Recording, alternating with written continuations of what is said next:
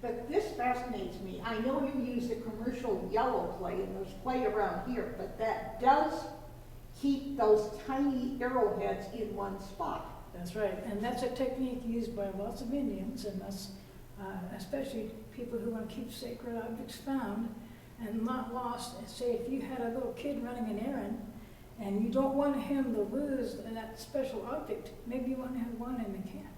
So what you do is you get a brightly colored clay, usually the kind that has a bum hill up here, and it's limonite clay, yellow, just like this. Yeah.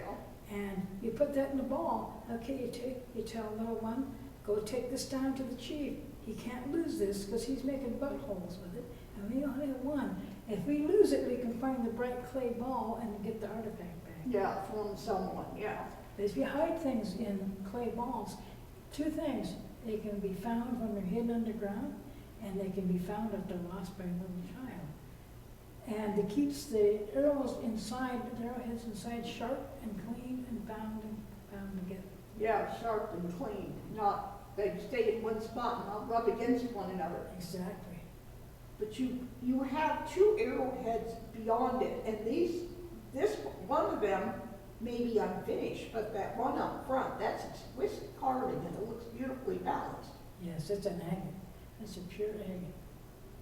And these are items that says shaft. Yes, arrow shaft sharpener and shaper. What that does is you shape the shaft while it's still hot, and you take the bark off of the stick and everything first, but then you smooth it and shape it and carve it so that the shaft itself is completely round like a dowel and not have any kind of distortion in the shaft at all, because that puts the arrow off balance.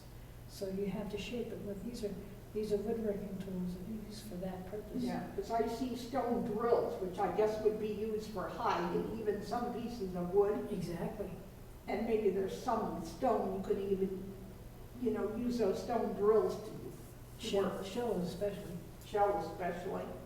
And these are bark working tools. We may not regard sagebrush as being anything important, but the natives liked it. I'll tell you why, because it's very, very special for making cordage, and it's tough and wonderful cordage. But you have to take the inner bark out of the sagebrush first, and you have to gather it up, and that inner bark is what the key ingredient is. You keep that wet, and you can make cordage out of it, but you have to remove it with these andesite tools here. These are bark removing tools. You don't want to break the bark down. You want to keep it linear, but you want to keep it whole, but you want to keep as long a strand as you can, because you can splice the tools, the bark together. Now, there's a technique called twining that I know how to do.